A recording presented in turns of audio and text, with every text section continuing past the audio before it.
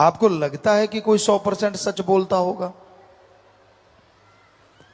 इस घोर कलयुग में 100% तो दूर, अगर 50% भी बोले तो भी अच्छा इंसान। हर कोई कहता है कि मैं सही हूं, हर कोई कहता है कि मैं ही ठीक हूं, बाकी सारी दुनिया गलत। फिर किस सच पे यकीन करें, किस सच का संग करें? तो एक ऐसा सच है जो कभी बदलता नहीं, एक ऐसा सच है जो आद काल से चला है, चल रहा है, चलता रहेगा, वो कभी झूठा हुआ ही नहीं।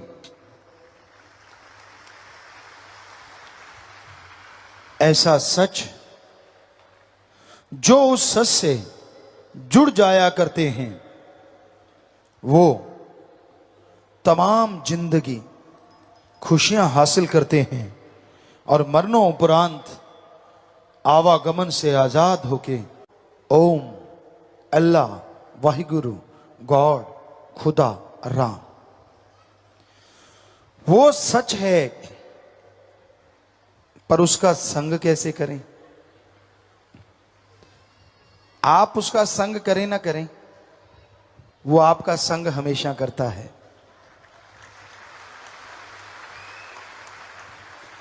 आप उसे माने ना माने, पर वो हमेशा आपके अंदर रहता है।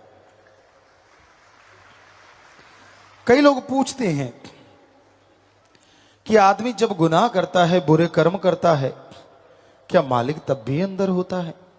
अगर होता है तो रोकता क्यों नहीं? कौन कहता है कि मालिक रोकता नहीं कि मत कर बुरे कर्म? पर क्या आप सुनते हैं? फिर कोई कहे जी भगवान तो बहुत पावरफुल है, अगर हम नहीं माने तो वो मनवा लेगा। जो कोई उनकी बात को सुन के अमल करेगा, उन्हें चमत्कार नजर आएंगे, खुशियां मिलेंगी, लज्जतें आएंगी। तो इंसान अपने संत गुरु पीर फकीर के वचनों को माने, अपने स्वार्थ सिद्धि के लिए उनको तोड़ मरोड़ के पेश ना करे। लोगों ने काम अपना निकालना होता है और ठप्पा संतों से लगवाना चाहते हैं। कई बार ऐसा देखा, आपको एक बात सुनाया करते हैं कि एक बार एक जमींदार सज्जन हमारे पास आए, कहने लगे गुरुजी मैंने ट्रैक्टर लेना है, आपने तो बहुत जमींदारा किया है, क्या आप बता सकते हैं बढ़िया ट्रैक्टर कौन सा रहेगा? हमने कहा हाँ भाई क्यों नहीं, कितनी जमीन है? कहने लगा जी 2-2.5 एकड़। तो बेटा आयशर ले ले, बढ़िया है, उसमें डीजल की खपत कम होगी, खर्चा कम होगा, तेरी जमीन के लिए काफी है। कहने लगा वो तो ठीक है गुरुजी, अगर मैं हिंदुस्तान ले लूं? हमने कहा भाई इतना बड़ा ट्रैक्टर तो वो 2 एकड़ में तो खड़ा ही होगा। कहने का मतलब खर्चा ही खा जाएगा इतना तो वो। आयशा ठीक है। कहता जी बिल्कुल सही बात आपने कही, पर मेरा दिल करता है मैं तो हिंदुस्तान ले लूं, कैसा रहेगा? हमने कहा तेरी मर्जी। तो हो गया ना काम। बात अपनी मनवानी है, ठप्पा इधर से लगवाना है। श्रद्धा रखता है, फल तो उसे वैसा ही मिलता है।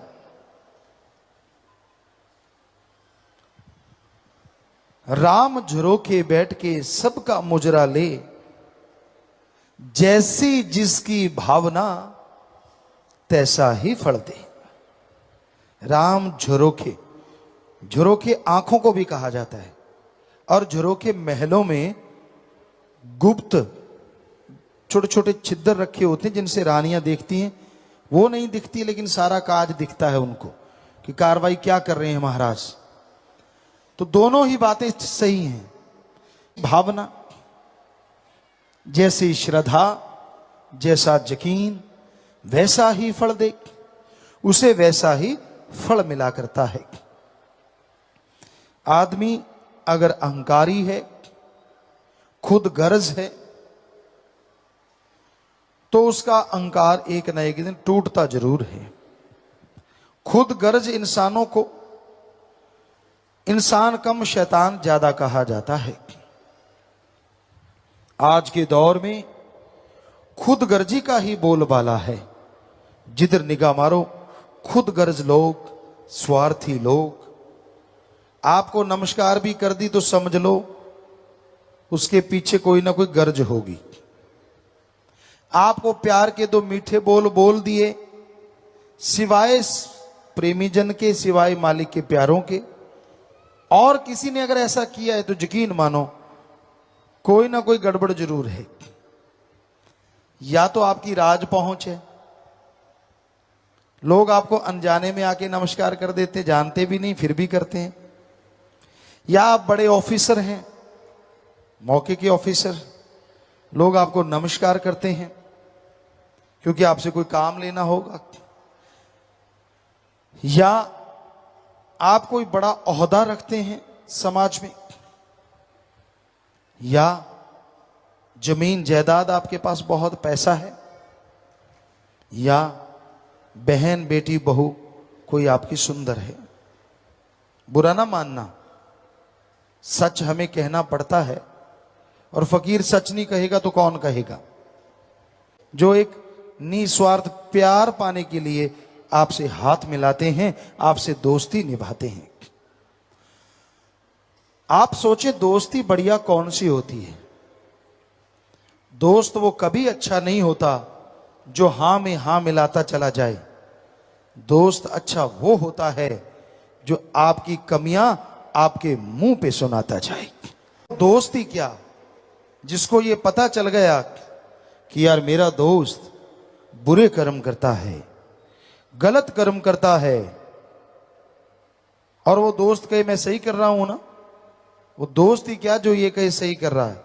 दोस्त क्या कहेगा, तू 100% गलत कर रहा है, तू बर्बाद हो जाएगा, तेरा शरीर बर्बाद हो जाएगा, मत कर गलत कर्म। तो दोस्त इस संसार में एक ऐसा भी है जिसकी दोस्ती कभी टूटती नहीं, और जो हर बात पे टोकता है जो गलत आप करते हो, वो है सतगुरु अल्लाह वाहिगुरु राम। बच्चे कहते हैं बेस्ट फ्रेंड, वो बेस्ट फ्रेंड है। इससे भी कोई बड़ा शब्द है तो वो बड़ा फ्रेंड है। वो आपको कभी दगा नहीं देगा। उसने अगर आपका हाथ पकड़ लिया तो कभी छोड़ेगा नहीं। उसने साथ देना शुरू कर दिया तो दोनों जहान में देगा। अपने आप को आपने उसका बना लिया तो वो ऐसा अपना बनाएगा कि दुनिया में और दोनों जहां में जय जयकार करवा देगा।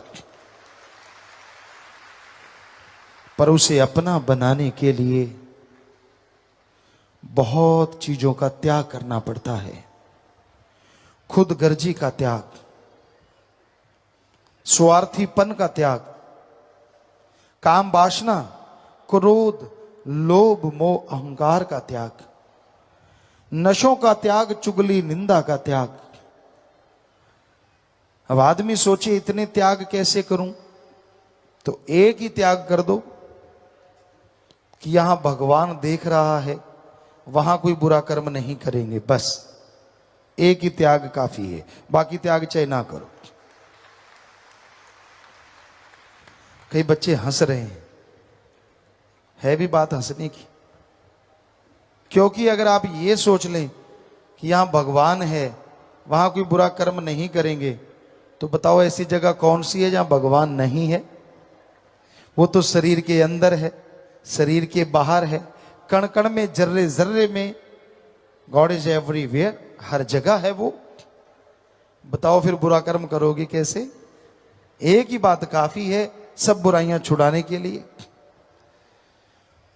तो सत्संग में जिस तरह स्कूल कॉलेज में जीवों को समझाया जाता है, बच्चों को पढ़ाया लिखाया जाता है, सत्संग में वैसे ही समझाया जाता है।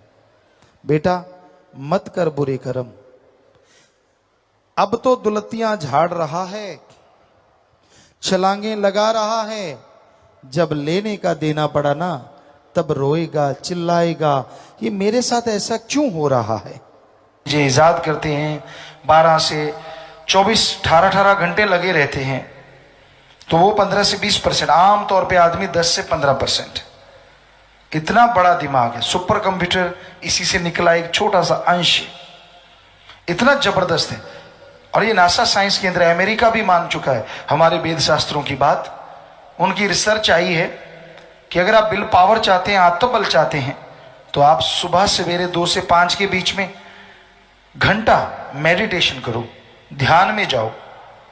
उस ध्यान से आपका आत्मबल बढ़ेगा, आत्मबल से आप दिमाग का ज्यादा इस्तेमाल करेंगे, और ज्यादा इस्तेमाल से आपके गम, दुख, दर्द, प्रॉब्लम पल में सॉल्व होती जाएंगी, परेशानियों से आप आजाद होते जाएंगे। और राम नाम तागे तावीज या ऐसी चीजों से कोई असर होने वाला नहीं है। राम नाम तो अंदर से काम करता है, आपकी विल पावर इतनी बढ़ा देता है, आत्मविश्वास इतना बढ़ा देता है। तो इसलिए भाई आत्म बल को बढ़ाना अति जरूरी है, चाहे युग कोई भी हो, और कलयुग में तो और भी जरूरी है।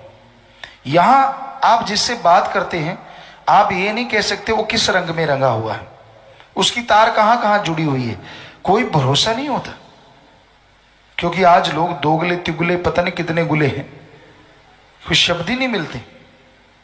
जबकि इंसान जो वफा करे तो राम भी उसके साथ बेहद वफा किया करते हैं। आज रिश्तों में दरार है, रिश्ते टूटते जा रहे हैं। सुमरन भक्ति इबादत ना होने की वजह से आत्मिक कमजोरियां हैं। जरा से किसी को बात कह दो, गला काटने को आता है, और काट भी देते हैं। बात बात पे झगड़े हो जाते हैं, नफरतें पैदा हो जाती हैं। तो भाई ऐसे युग में ये बड़ी जरूरी बात है कि आप चाहे थोड़ा समय दें, पर मालिक की याद में जरूर दिया करें। सुबह शाम आपका बिजनेस व्यापार में भी फायदा होगा। चलो ये सोच के जाप कर लें कि आपका बिजनेस व्यापार जो भी आप कार्य करते हैं उसमें दिमाग का इस्तेमाल ज्यादा करेंगे तो ज्यादा तरक्की आएगी। जो बात आपको सूझती नहीं, चुटकियों में सूझने लग जाएगी। ऐसा है राम नाम, ऑलराउंडर, हर क्षेत्र में काम करता है। और आत्मबल तो आएगा ही। आत्मबल आने से क्या होता है, आदमी का शरीर मजबूत, और किसी भी क्षेत्र में कोई कमजोरी फील नहीं होती। मानसिक दबाव जो आपको हो जाता है, आपको कोई बीमारी हो गई, आपको कोई परेशानी हो गई, कोई समस्या आ गई, आप किसी से शेयर नहीं कर सकते। लेकिन अगर आप राम नाम का ही जाप कर लें, हम आपको गारंटी देते हैं कि आपकी वो कमजोरियां आप अपने आप अंदर से खत्म कर डालेंगे। और ये मनोविज्ञान भी मानती है, मनोविज्ञान, क्योंकि हमने नॉन मेडिकल में जितना पढ़ पाए पढ़े और मनोविज्ञान को पढ़ा करते, तो उसमें ये बात बिल्कुल साफ लिखी है कि आदमी अगर अपनी निगाह से गिर सकता है तो अपनी निगाह से ऊपर भी बहुत उठ सकता है। और जो अपनी निगाह में ऊपर उठ जाया करते हैं वो दुनिया में कभी असफल नहीं होते, और जो अपनी निगाह में गिर जाते हैं वो सफलता के पास होके भी सफल नहीं हुआ करते। और इसका एकमात्र उपाय आत्मविश्वास है। आपने पढ़ा होगा, किताबों में भी लिखा होता है, आत्मबल सफलता की कुंजी है। और यही रूहानियत है। आत्मबल से आपके दुनियादारी के काम धंधे सफल होंगे। नेचुरली आप सुमरण करेंगे तो आत्मबल बढ़ेगा, तो सुमरण में ध्यान लगने लगेगा, उससे आपकी आत्मा बलवान होगी, जिससे बॉडी पूरी मजबूत होती जाएगी। हर तरह की आपकी कमजोरी और जो आपकी टेंशन रहती है, आदमी को कोई समस्या हो जाए किसी भी तरह की, परिवार की, शरीर की, कारोबार की, किसी भी तरह की, चाहे आप कितना ही हंस लो, कितनी बात कहते हैं, तो ये नाम है क्या? जैसे इंसान का नाम है, हम इंसान इंसान कहें, भाई भाई या बहन बहन कहें, कोई खड़ा नहीं होगा। आपका जो नाम रखा है, अगर वो लेके पुकारें तो आप खड़े भी हो जाएंगे और बात भी सुनेंगे। उसी तरह धर्मों में लिखा है 33 करोड़ देवी देवता हैं, कोई कहता है 365 करोड़ देवी देवता हैं। चलो जितने भी देवी देव हैं सबको भगवान कहा जाता है, देव कहा जाता है, भगवान कहा जाता है। तो भगवान भगवान कहेंगे तो कौन आएगा, क्योंकि सारे ही भगवान हैं। पर अगर नाम लेके बुलाएंगे, सभी देवी देवताओं का मूल मंत्र है। बहुत अभ्यास कड़ा परिश्रम करने से वो नाम लेके बुलाएं तो उसकी शक्ति का आभास होता है। उसी तरह उस परम पिता परमात्मा, उस ओंकार का भी एक नाम है। उस नाम के द्वारा, उस मूल मंत्र के द्वारा जब उस परम पिता परमात्मा को पुकारते हैं, उसको बुलाते हैं, तो वो मालिक, वो अल्लाह, वो राम, वो गॉड, वो खुदा दर्श दीदार ही नहीं देता, आपका हर काज भी सवार देता है। ओंकार जिससे ब्रह्मा विष्णु महेश बने, वो ओंकार जिससे बाकी देव किन्नर गंधर्व आदमी बने, वो ओंकार जिससे धरती बनी, खंड ब्रह्मांड बने, सारी सृष्टि बनी, वो ओंकार जिससे आवाज बनी, जिससे लाइट बनी, हर वो चीज बनी जिसका आज वजूद है या जो दिखने में नहीं आता। वो ओंकार जो एक होते हुए भी सब प्राणियों में मौजूद है, वो ओंकार जो अनजन्मा है, जन्म मरण के चक्कर में नहीं है, पर फिर भी सबके अंदर मौजूद है। इंसान सोचता है जो जन्म मरण में नहीं है वो कैसे, कहां रहता होगा। ये झूठ है। तो हाथ कंगन को वारसी क्या, पढ़े लिखे को फारसी क्या। आप उस ओंकार का मूल मंत्र लो, उसका जाप करो। उस ओंकार के नाम का जाप करते हुए अगर आप दृढ़ विश्वास पैदा कर लेंगे, दृढ़ यकीन बना लेंगे, तो वो ओंकार जो जन्म मरण में नहीं है, आपको कण कण में, जर्रे जर्रे में नजर आएगा। पर लोग संतों की बात पे यकीन नहीं करते। हर चीज पे यकीन जरूरी है। आप बस में सफर करते हैं, ड्राइवर पे यकीन करते हैं, आपको क्या मालूम वो ट्रेंड है या नहीं, कहीं बस ठोक दे तो, पर आप चुपचाप यकीन करके बैठ जाते हैं। आप कोई भी सामान बाजार से लाते हैं, कोई भी मनोइंद्रियां बता नहीं सकती। सूंघकर, देखकर, खाकर, स्पर्श करके, किसी भी तरीके से आप नहीं बता सकते कि वो सामान वाकई बहुत देर तक चलने वाला है। पर फिर भी वो सामान आप ले आते हैं क्योंकि दुकानदार पे आप विश्वास करते हैं।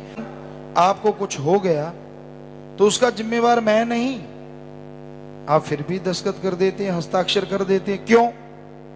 क्या आपकी मनोइंद्रियां, जो कि थी तो आत्मा के लिए, पर आजकल मनोइंद्रियां ही हैं, तो और क्या बता सकती हैं कि डॉक्टर वाकई सही करेगा? जी नहीं बता सकती। फिर भी आप क्यों दस्तखत करते हैं, क्यों हस्ताक्षर करते हैं? क्योंकि आप डॉक्टर पे विश्वास करते हैं या यकीन करना पड़ता है। तो फिर संत तो कोई ऐसा ऑपरेशन भी नहीं करते, उसमें तो कोई मरने का या तकलीफ आने के डर भी नहीं होता, फिर भी संतों पे यकीन क्यों नहीं करते? जो सारी उम्र समाज के लिए लगा देते हैं, जो सारी उम्र मानवता के लिए लगा देते हैं, उनके वचनों पे यकीन क्यों नहीं आता? ये क्यों का मतलब या इसका जवाब है काल का देश। ये काल की नगरी है। और इस नगरी में जो काल और मनमते चला करते हैं उस पे लोग जल्दी से यकीन कर लेते हैं। जो अल्लाह वाहिगुरु राम की चर्चा करते हैं सच होते भी लोग उसे यकीन नहीं करते। तो भाई वो अल्लाह, वो वाहिगुरु, वो राम सबके काज संवारता है, हर किसी के अंदर मौजूद है। आप उसे देखना चाहते हैं, उसे पाना चाहते हैं तो आप उसके नाम का सुमरन किया करो, उसके नाम का जाप किया करो। वही हर जगह है, हर शय में है। हम तो एक सेवादार हैं, चौकीदार हैं, आपके जूतों में बैठने को तैयार हैं, खाकसार कुछ भी नहीं। कबीरा सब ते हम बुरे, हम तज भला सब कोय, जिन ऐसा कर मानया मीत हमारा सोए। गुरु नानक देव जी ने अपनी बानी में कहा, कोई आखे पूतना, कोई कहे बेताला, कोई आखे पूतना, कोई कहे बेताला, कोई आखे आदमी नानक बेचारा। सो संत पीर फकीर मान बढ़ाई के भूखे नहीं होते। हकीकत यही है कि वो अपने आप को उस मालिक का अदना सा, खाक सा एक इंसान मानते हैं। हाँ, ये बात अलग है, उस खाक को मालिक चाहे तो नूरी जर्रा बना लेते हैं, ये उनकी मर्जी है। तो भाई आप अल्लाह वाहिगुरु राम को जरूर याद करो। वो दया का सागर, वो रहमत का दाता, बेइंतहा खुशियों का भंडार है। जो जीव उससे नाम से जुड़ते हैं, जो जीव मालिक की भक्ति इबादत किया करते हैं, वही मालिक के दर्श दीदार करते हैं और उन्हीं पे मालिक की दया में रहमत मूसलाधार बरसा करती है। ज्ञान योगी नहीं बनता तब तक मालिक की कृपा पात्र नहीं बना जा सकता। तो अगर आप कर्म योगी और ज्ञान योगी बनेंगे तभी मालिक की दया में रहमत के लायक बन पाएंगे, तभी उसकी खुशियां आपको हासिल होंगी। और सत्संग एक ऐसी जगह है यहां ज्ञान जोगी और कर्म जोगी बनाया जाता है, सिखाया जाता है। जिस तरह स्कूल कॉलेज हैं उनमें दुनियावी पढ़ाई करवाई जाती है, दुनियावी शिक्षा दी जाती है, यह सिखाया जाता है कि आप दुनिया में उस्ताद कैसे बन सकते हैं। यह सिखाया जाता है कि आप दुनिया में सर्वश्रेष्ठ कैसे हो सकते हैं। उसी तरह सत्संग में इंसानियत का पाठ पढ़ाया जाता है, प्रभु से मिलने का सच्चा राह दिखाया जाता है। आप सोचते होंगे सभी रास्ते जो धर्मों में हैं वो प्रभु से ही मिलाते हैं, कोई शक नहीं, सच। पर क्या आप जानते हैं इस कलयुग में राम नाम बिजनेस बन गया है। हम नॉन मेडिकल के स्टूडेंट रहे, जितना पढ़े कम पढ़ पाए, लेकिन जितना पढ़े साइंस में बहुत रुचि थी, नॉन मेडिकल के स्टूडेंट थे। गुरुजी ने बुलाया, उनकी रजा, उनका रहमत। घर में भी धर्म थे, पवित्र गीता, श्री गुरु नानक देव जी की जन्म साखी, सुंदर गुटका और भी शायद रामायण, ये ग्रंथ घर में थे, पढ़ा करते थे।